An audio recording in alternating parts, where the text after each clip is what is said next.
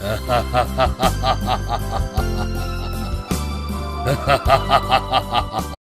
बार की बात है, दो दोस्त हीरा और प्रकाश जंगल में खजाने की तलाश में निकल पड़ते हैं और चलते चलते वो दोनों जंगल में भटक जाते हैं।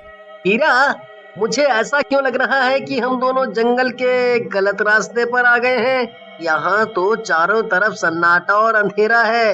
ये जंगल इतना घना है कि सूरज की रोशनी तक हमारे पास नहीं पहुँच रही। तुम्हारी बातों से तो यही लगता है कि डर गए हो। मुझे नहीं मालूम था कि तुम इतने डरपोक निकलोगे। ऐसी बात नहीं है, मुझे कभी किसी से डर नहीं लगता, पर आज पता नहीं क्यों अजीब सा लग रहा है।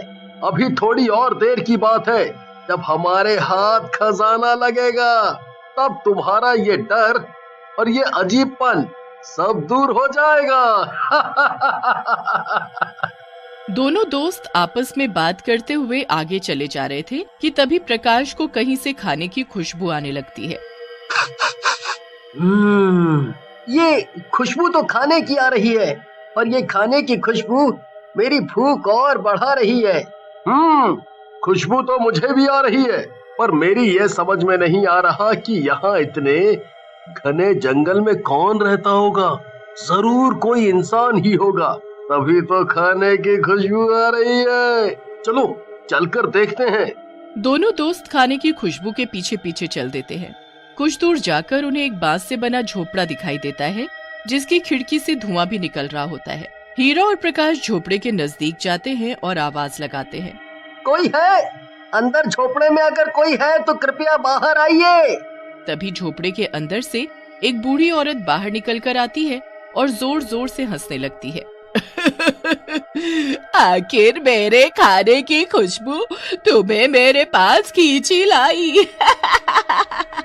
मैं भी क्या करूं, मैं खाना जो इतना स्वादिष्ट बनाती हूँ।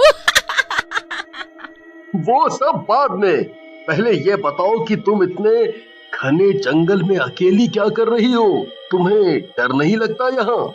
नहीं, मुझे डर नहीं लगता, और मैं यहाँ अपने लिए नहीं, तुम जैसे राहगीरों के लिए रहती हूँ। यहाँ जंगल में जो भी आता है खो जाता है। खोने के बाद वो भूखा प्यासा यहीं जंगल में तड़प तड़प कर अपना दम ना तोड़ दे, इसलिए मैं उन सब के लिए यहाँ खाना बनाती हूँ। ये मेरा छोटा सा बांस का ढाबा है। क्या तुम दोनों मेरे ढाबे का खाना खाना पसंद करोगे? मैं खाने के कोई पैसे नहीं लूंगी, जितना मन करे पेट भर कर खाना। बूढ़ी औरत दोनों को अपने बांस से बने ढाबे के अंदर ले जाती है और उनके लिए खाना परोसती है। हीरा और प्रकाश को खाना बहुत स्वादिष्ट लगता है। काकी, आप खाना बहुत स्वादिष्ट बनाती हो। मेरा तो पेट भर गया, पर मन नहीं, इसीलिए मैं तो और खाऊंगा। मैंने इतना स्वादिष्ट खाना पहले कभी नहीं खाया।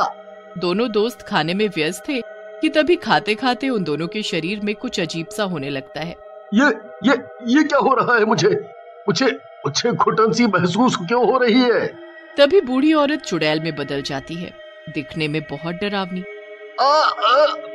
प्रकाश, ये कोई बूढ़ी काकी नहीं, ये तो कोई चुड़ैल है। मुझे पैसे नहीं चाहिए, मुझे कुछ और चाहिए। पूछोगे नहीं कि मुझे क्या चाहिए?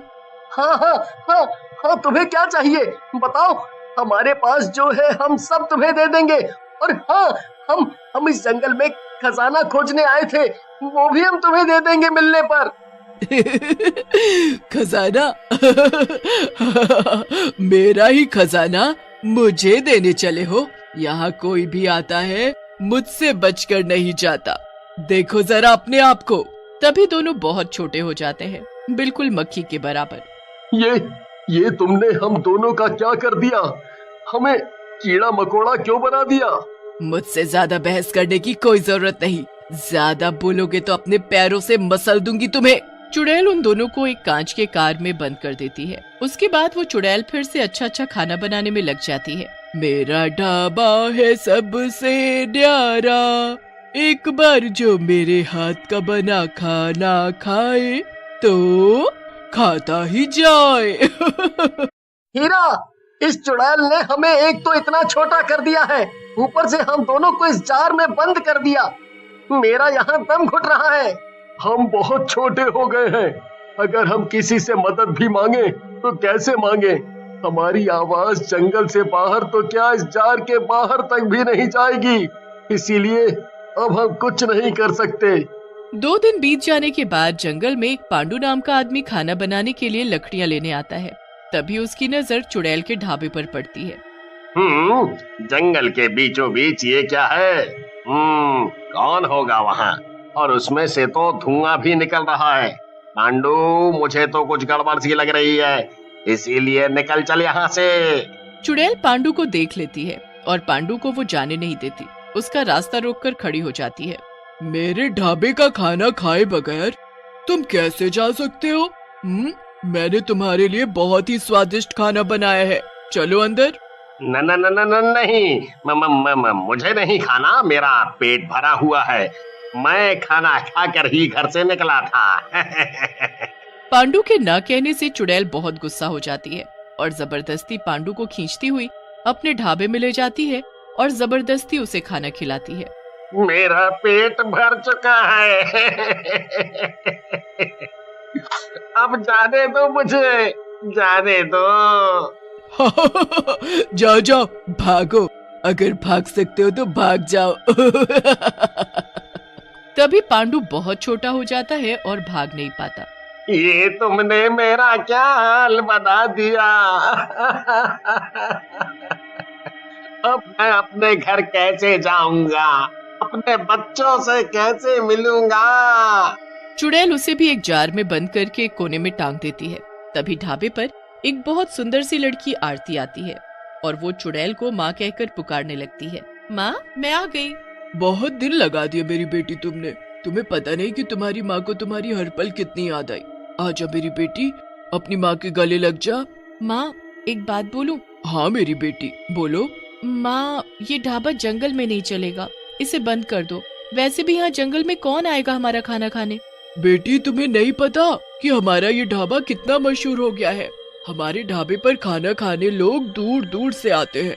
तुम देखना, एक दिन ये ढाबा जंगल को एक शहर में बदल देगा। यहाँ चारों तरफ पेड़ पौधे, नहीं, गाड़ियाँ और बड़े बड़े मकान होंगे। ठीक है माँ, अब मुझे खाना खिला दो क्योंकि मुझे बहुत भूख लगी है। चुड़ैल आरती के लिए जल्दी जल्दी खाना बनाती है और उसे अपने हाथों से खिलाती है, क्योंकि आरती खुद से नहीं खा सकती थी, क्योंकि आरती के दोनों हाथ नहीं थे। सुबह का समय था, आरती सोई हुई थी।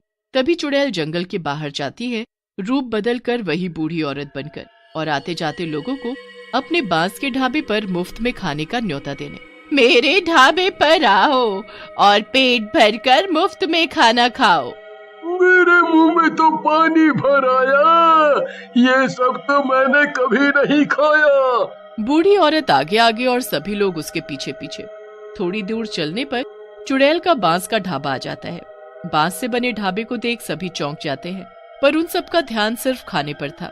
पर कोने में लटके जार के अंदर जो लोग बंद थे वो जोर जोर से चिल्लाते हैं, आवाजें देते हैं, पर कोई उनकी आवाज नहीं सुनता।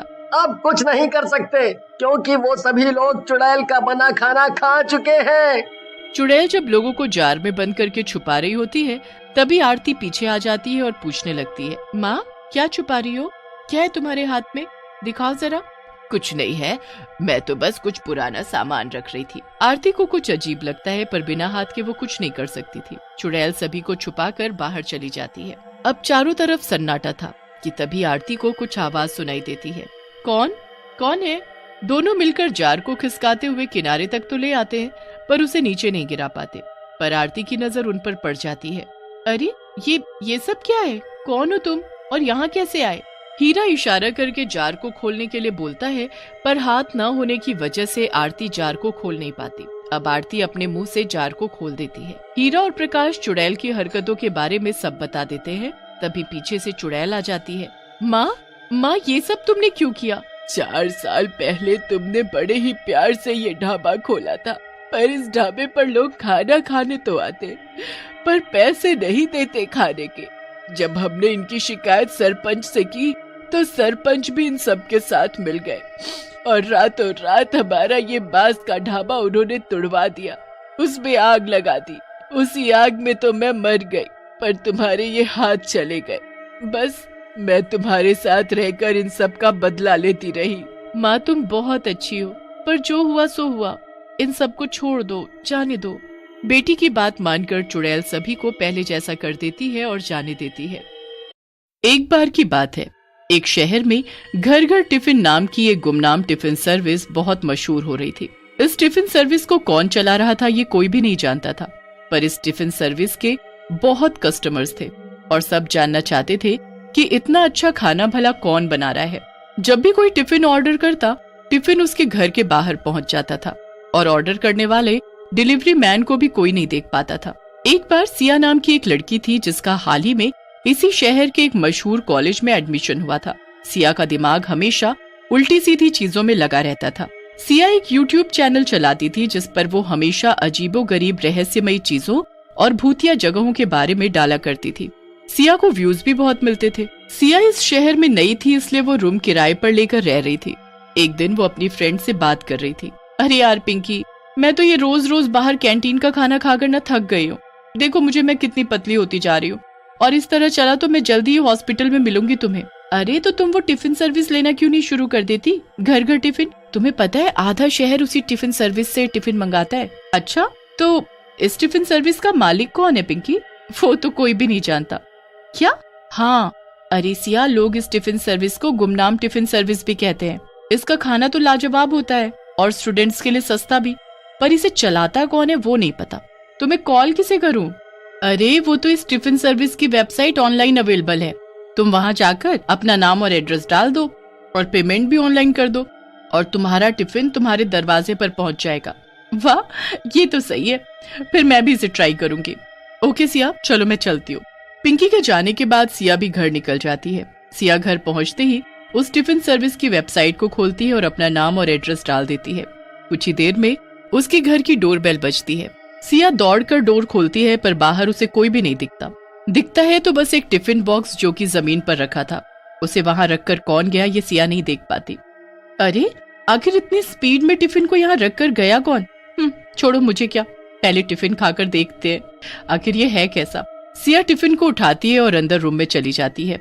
वो अपना टिफिन खोलती है और देखती है कि उसके अंदर जो खाना रखा था उससे बहुत अच्छी खुशबू आ रही थी। वो उसे खाती है और सिया को खाना बहुत पसंद आता है, पर टिफिन खाने के बाद वो और भी ज्यादा हैरान हो जाती है और उसका ये जानने का मन करने लगता है कि आखिर ये खाना बनाया किसने और इस टिफिन को देने कौन आया था। फिर सिया सोचती है, अगर मैं ये पता लगा लूं कि ये गुमनाम टिफिन सर्विस कौन चला रहा है और इसके बारे में अपने चैनल पर अपलोड करूं, तब तो मैं मशहूर हो जाऊंगी और मेरी वीडियो को बहुत व्यूज भी मिलेंगे।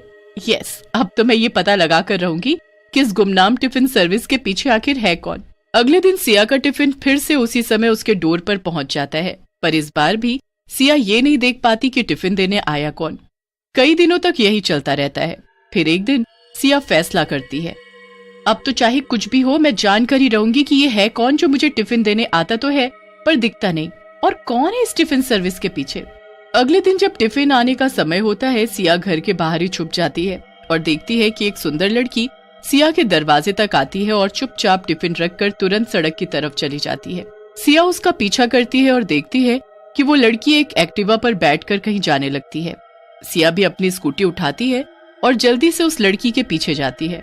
आज तो मैं इस टिफिन वाली का पर्दाफाश करके ही रहूंगी। पर ये जा कहाँ रही है? ये तो एकदम शहर के बाहर की तरफ कहीं जा रही है। वो लड़की अपनी गाड़ी में बैठकर थोड़ी ही देर में शहर के बाहर बने एक खंडहर के पास जाकर रुक जाती है। ये एक बड़ी सी बिल्डिंग थी जो बिल्कुल सुनसान थी। देखकर ये कहना भी मुश्किल था कि यहाँ पानी और बिजली आता होगा। सिया अपनी गाड़ी को थोड़ा पीछे खड़ा कर देती है और छुपकर उस लड़की को देखने लगती है। लड़की बिल्डिंग के अंदर अरे ये इस खंडहर जैसी दिखने वाली बिल्डिंग के अंदर क्यों जा रही है? यहाँ पर भला कोई टिफिन सर्विस कैसे चला सकता है? सिया बिल्डिंग की एक खिड़की से अंदर झांकने लगती है और इतना ही नहीं, वो अपना कैमरा खोलकर सब रिकॉर्ड करने लगती है और जो उसे दिखाई देता है वो देखकर सिया के पैरों तले जमीन खिसक जाती है। वो सुंदर लड़की बिल्डिंग के अंदर पहुंचकर एक चुड़ैल में बदल जाती है और उस जगह पर बहुत सारे टिफिन और खाना बनाने का सामान रखा था। ये सब देखकर सिया को कुछ समझ नहीं आता और तभी चुड़ैल की नजर खिड़की के पीछे खड़ी सिया और उसके कैमरे पर पड़ती है। ए, कौन है वहाँ? जल्दी अंदर आओ वरना अच्छा नहीं होगा। सिया चुड़ैल की डरावनी आवाज सुनकर डर जाती है, पर उसे कुछ समझ नहीं आता कि वो क्या करे, इसीलिए वो चुपचाप अंदर चली जाती है। कौन हो तुम? और ये कैमरा? तुमने मेरा पीछा क्यों किया? तुमने मेरा पीछा किया और अपने उस कैमरे में सब कुछ रिकॉर्ड किया ना? सब सच सच बताओ वरना अच्छा नहीं होगा। तुम यहाँ से जिंदा बचकर नहीं जा पाओगी। अरे नहीं नहीं नहीं, वो मैं क्या? वो दरअसल मैंने तुम्हारी टिफिन सर्विस मंगाई थी। मैं बहुत दिनों से तुम्हारा टिफिन ले रही हूँ, पर मैं जानना चाहती थी कि आखिर ये टिफिन इतना अच्छा बनाता कौन है, इसलिए आज मैंने तुम्हारा पीछा किया। मुझे लगा अगर मैं ये जान जाऊंगी कि ये गुमनाम टिफिन सर्विस कौन चला रहा है तो मेरे चैनल पर मुझे बहुत व्यूज मिलेंगे। अब तुम्हारी खैर नहीं। तुम्हारी हिम्मत कैसे हुई मेरा पीछा करने की? बोलो क्या किया जाए तुम्हारे साथ? मार दिया जाए कि छोड़ दिया जाए? इतना कहकर चुड़ैल सब्जियों के पास रखा एक बड़ा सा चाकू उठाती है। सिया चाकू देखकर डर जाती है और चुड़ैल से कहती है, अरे अरे रुक जाओ, भला तुम मुझे क्यों मार रही हो? प्लीज मुझे जाने दो। अगर मुझे कुछ हुआ तो मेरा चैनल कौन चलाएगा? वाह, यहाँ तुम मरने वाली और तुझे अपने YouTube चैनल की पड़ी है। नहीं, अगर तू यहाँ से बाहर चली गई तो सबको पता चल जाएगा कि ये टिफिन सर्विस एक चुड़ैल चला रही है और फिर कोई मुझसे टिफिन नहीं लेगा।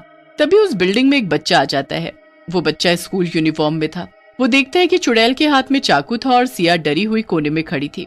सिया बच्चे को अंदर आता देखकर उससे कहती है, अरे बच्चे, तुम यहाँ क्या कर रहे हो? जाओ घर जाओ वरना ये चुड़ैल तुम्हें भी मार देगी। बच्चा सिया की बात अनसुना कर देता है और दौड़कर चुड़ैल के गले लग जाता है। सिया ये सब देखकर दंग थी। नहीं मेरे बच्चे, ऐसा कुछ भी नहीं होगा। मैं इसे यहाँ से जाने ही नहीं दूंगी और ये किसी को कुछ बता भी नहीं पाएगी। चिंता मत करो। क्या ये चुड़ैल तुम्हारी माँ? मुझे तो कुछ भी समझ में नहीं आ रहा। हाँ, ये मेरा बेटा है। कुछ सालों पहले मेरी शादी हुई थी, पर मेरा पति मुझे बहुत मारता था। पहले मुझे लगता था कि बच्चा होने के बाद शायद वो मुझे मारना बंद कर दे, पर ऐसा नहीं हुआ। उसने मेरे बच्चे को भी मारना पीटना शुरू कर दिया। वो खुद तो काम करता नहीं था और जब मैं काम करने की बात करती तो वो मुझे भी पीट देता।